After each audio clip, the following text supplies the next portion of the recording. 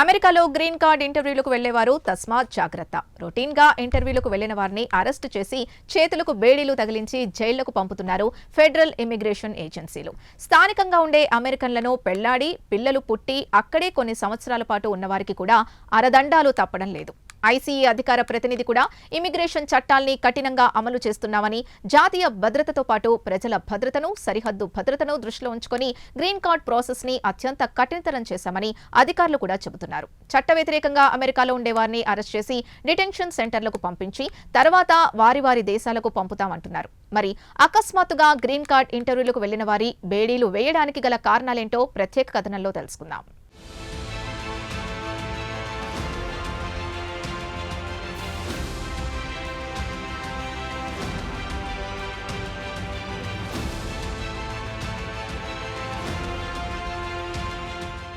అమెరికాలో Donald Trump ప్రెసిడెంట్గా బాధ్యతలు స్వీకరించిన తర్వాత ఇతర దేశాల నుంచి వలస వచ్చిన వారిపై కొరడా ఝుళిపించడం మొదలుపెట్టారు. ఇక తాజాగా అమెరికాకు చెందిన యువతులను పెళ్లి చేసుకుని గ్రీన్ కార్డ్ ఇంటర్వ్యూలకు వెళ్లినా ఏదో కారణం చెప్పి అరెస్ట్ చేస్తున్నారు. వీసా గడువు ముగిసినా ఇక్కడే తిష్టవేసుకుని ఎందుకు కూర్చున్నారని బెదిరిస్తున్నారు. ఇంటర్వ్యూకు వచ్చిన వారిలో ఏదో నెపంలో అరెస్ట్ చేస్తున్నారు. వీసా నిబంధనలు ఉల్లంఘించారని, తిరిగి మీ దేశానికి పంపిస్తామని బెదిరిస్తున్నారని న్యూయార్క్ టైమ్స్ ఒక కథనాన్ని ప్రచురించింది. గత వారం శాన్ డియాగోలో గ్రీన్ కార్డ్ ఫైనల్ ఇంటర్వ్యూకు వెళ్లిన వారికి చేదు అనుభవాలు ఎదురయ్యాయి. అమెరికా పౌరుడు స్టీవ్ పాల్ తన బ్రిటిష్ భార్య 4 నెలల కొడుకును తీసుకుని తన భార్యకు గ్రీన్ కార్డ్ కోసం ఇంటర్వ్యూ కోసం వెళ్లాడు. అలాగే ఔడ్రీ హోస్ట్ మార్క్ తన జర్మనీ భర్తతో కలిసి వచ్చారు. ఈ జంట మరో 2 రోజుల్లో మొదటి వెడ్డింగ్ యానివర్సరీ జరుపుకోనున్నారు. అలాగే జెసన్ కూడా తన మెక్సికన్ భార్యతో గ్రీన్ కార్డ్ కోసం ఇంటర్వ్యూకు వచ్చాడు.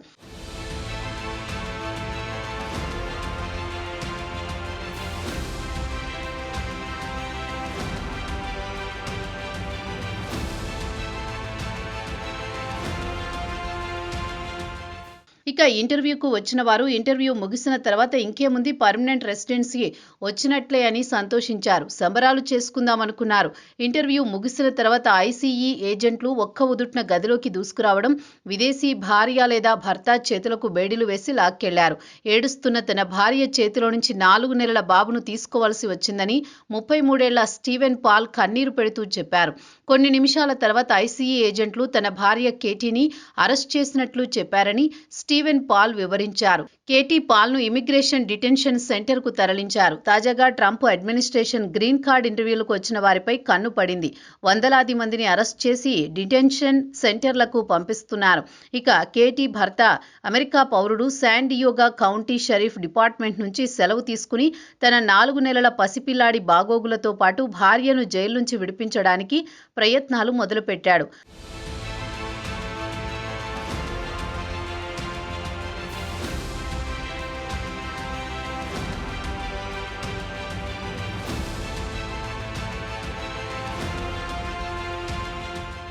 ఒక పచ్చటి సంసారాన్ని విచ్ఛిన్నం చేస్తారా అని పాల్ మండిపడుతున్నాడు. ఎవరు ఇలాంటి నిర్ణయాలు తీసుకుంటున్నారో వారికి వాస్తవాలు తెలుసా అని ఆగ్రహం వ్యక్తం చేశాడు. అయితే గత కొన్ని వారాల నుంచి అమెరికాలోని పలు నగరాల్లో ఇమిగ్రేషన్ అటార్నీలు అమెరికా పౌరులను పెళ్లిళ్లు చేసుకున్న భార్యలు కానీ భర్తలను కానీ గ్రీన్ కార్డ్ ఇంటర్వ్యూలకు వెళ్లినప్పుడు US citizenship and immigration services ఆఫీసులో అరెస్టు చేయడం మొదలుపెట్టింది. శాన్ డియాగోలో ఈ నెల 12 నుంచి డజన్ల సంఖ్యలో అరెస్ట్ చేసినట్లు స్థానిక అడ్వకేట్లు చెబుతున్నారు. అయితే చాలా మంది సాధారణ ఇంటర్వ్యూ కదా అని లాయర్ను వెంట తీసుకోకుండా వెళుతున్నారని లాయర్లు చెప్పారు. ఇక ప్రభుత్వం కూడా ఇంతవరకు ఎంతమందిని అరెస్ట్ చేసింది, అధికారికంగా గణాంకాలను కూడా విడుదల చేయలేదు.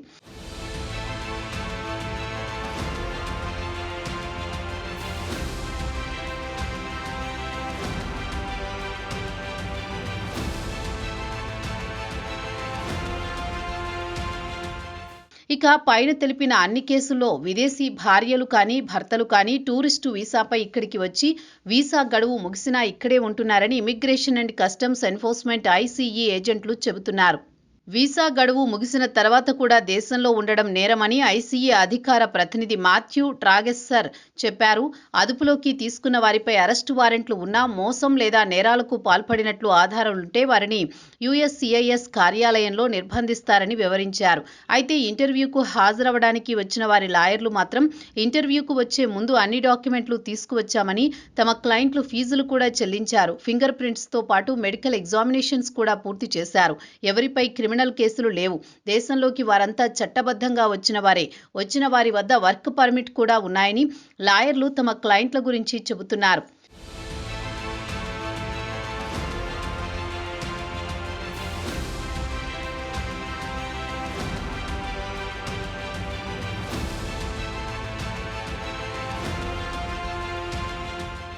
ఇక పాల్ లాయర్ మాట్లాడుతూ, గత 25 సంవత్సరాల నుంచి తాను న్యాయవాది వృత్తిలో ఉన్నాను. ఇప్పటి వరకు ఇలా అక్రమంగా అరెస్ట్ చేసిన దాఖలాలు లేవని అన్నారు. అమెరికాకు వచ్చిన వారు చట్ట ప్రకారమే వచ్చారు. మరి మిలియన్ల కొద్దీ గ్రీన్ కార్డులు ఇచ్చారు.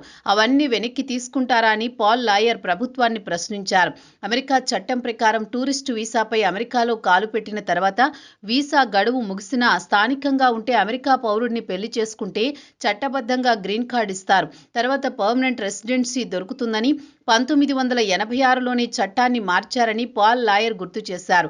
ఇక బైడెన్ అడ్మినిస్ట్రేషన్లో యుఎస్సిఐఎస్ అధికారిగా పనిచేసిన డగ్ రాండ్ కూడా అర్హత కలిగిన వారికి గ్రీన్ కార్డు ఇవ్వడంలో తప్పేమీ లేదని అన్నారు. అయితే చట్టం ప్రకారం వీసా ముగిసిన తర్వాత అమెరికాలో ఉండే స్థానిక అమెరికన్ను పెళ్లి చేసుకుంటే వారిని అదుపులోకి తీసుకుని వారి దేశానికి పంపించే అధికారం యుఎస్సిఐఎస్ అధికారులకు ఉంటుంది. కానీ గ్రీన్ కార్డ్ అప్లికేషన్ స్టేజిలో మాత్రం ఇలాంటివి జరగలేదని అధికారులు చెబుతున్నారు. అలాగే కొత్త ఆర్డర్లు మార్చినట్లు ఐసీఏ అధికారులు కూడా ఎక్కడా ప్రకటించలేదు. అమెరికా పౌరులకు ప్రభుత్వం తమ విదేశీ భార్యల గురించి కానీ భర్తలను అరెస్ట్ చేస్తామని ఎక్కడా చెప్పలేదని రాండ్ అంటున్నారు.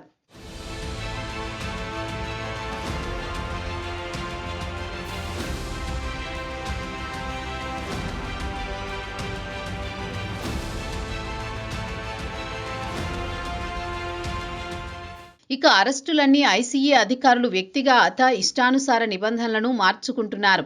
కాలిఫోర్నియా రీజియన్లో కూడా ఇలాంటి కేసులు ఎక్కువగా జరుగుతున్నాయన్నారు రాడ్. ట్రంప్ ఎన్నికల ప్రచారంలో ఇచ్చిన హామీని అధికారులు పూర్తి చేస్తున్నారు. పెద్ద సంఖ్యలో దేశం నుంచి తరలించాలనేది వీరి అసలు ఉద్దేశంగా కనిపిస్తోందంటున్నారు ట్రంప్ అడ్మినిస్ట్రేషన్లో పనిచేసిన రాడ్. వాస్తవానికి స్థానికంగా ఉండే అమెరికన్ను పెళ్లి చేసుకుంటే ఇంటర్వ్యూ సమయంలో గ్రీన్ కార్డ్ ఇస్తారు, లేదా కొన్ని రోజుల తర్వాతైనా ఇస్తారని రాండ్ వివరించారు. ఇక జర్మనీకి చెందిన రోబోటిక్ ఇంజనీర్ థామస్ బైల్టర్ అమెరికాకు బిజినెస్ ట్రిప్కు వచ్చిపోయేవాడు. అలా ఒక సమయంలో ఆయన ఆండ్రీ హోస్ట్ మార్కుతో పరిచయం ఏర్పడడంతో ఇద్దరు 4 సంవత్సరాల పాటు ప్రేమించుకుని గత ఏడాది నవంబర్లో వివాహం చేసుకున్నారు. ఇక గ్రీన్ కార్డ్ కోసం శాండియాగో ఆఫీస్కు నవంబర్ 20 నుంచి మంచి మూడ్లో వచ్చాడు. తన వెడ్డింగ్ యానివర్సరీకి 2 రోజుల ముందే తనకు అమెరికా పౌరసత్వం లభిస్తుందని సంతోషపడ్డాడు. తీరా చూస్తే సీన్ రివర్స్ అయింది.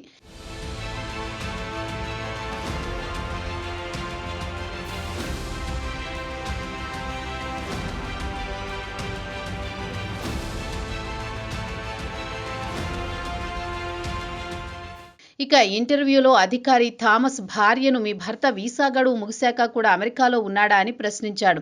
దీనికి థామస్ నిజాయితీగా ఎస్ అని సమాధానమిచ్చాడు. అంతే, ముగ్గురు ముసుగు ధరించిన బుల్లెట్ ప్రూఫ్ జాకెట్లు ధరించి చేతిలో గన్ పట్టుకున్న వ్యక్తులొచ్చి థామస్ను వ్యతిరేకంగా అరెస్టు వారెంట్ ఉందని, ఆయన చట్ట వ్యతిరేకంగా దేశంలో ఉన్నాడని చెప్పి చేతికి బేడీలు వేసి తమ వెంట తీసుకువెళ్లారు. ఒక రోజు వరకు అతడు ఎవరితో కాంటాక్టులో లేడు. శాండియాగో డౌన్ టౌన్ ఇమిగ్రేషన్ బేస్మెంట్లో ఆయనను బంధించారు. ఇప్పటి వరకు ఆయన అక్కడే ఉన్నాడని ఆయన భార్య చెప్పారు. తాను అమెరికా పౌరసత్వం కలిగిన దాన్ని. టామ్ తన ప్రాణం జర్మనీలో పుట్టినంత మాత్రాన తమను వేరు చేస్తారా అని ఆమె అధికారులను నిలదీస్తున్నారు. ఇక లాయర్లతో మాట్లాడి బెయిల్ తీసుకోవాలని చూస్తున్నారు ఔడ్రీ. కొన్ని కేసుల్లో శాండియాగో ఫెడరల్ కోర్టు ఐసీఏ అధికారులకు వ్యతిరేకంగా కేసులు వేస్తున్నారు. అయితే కొంతమంది అనుకోకుండా గ్రీన్ కార్డులు ఇచ్చి డిటెన్షన్ సెంటర్ల నుంచి విడుదల చేసిన కేసులున్నాయి. ఇక ఐసీఏ ఏజెంట్లు కూడా ప్రస్తుతం జరుగుతున్న తంతు గురించి వారు అసంతృప్తి వ్యక్తం చేశారు. పై అధికారుల ఒత్తిడి తప్పడం లేదని ఐసీఏ ఏజెంట్లు వాపోతున్నారు. మరి ఇండియాకు చెందిన వారికి ఇది వేకప్ కాల్ అని చెప్పుకోవచ్చు.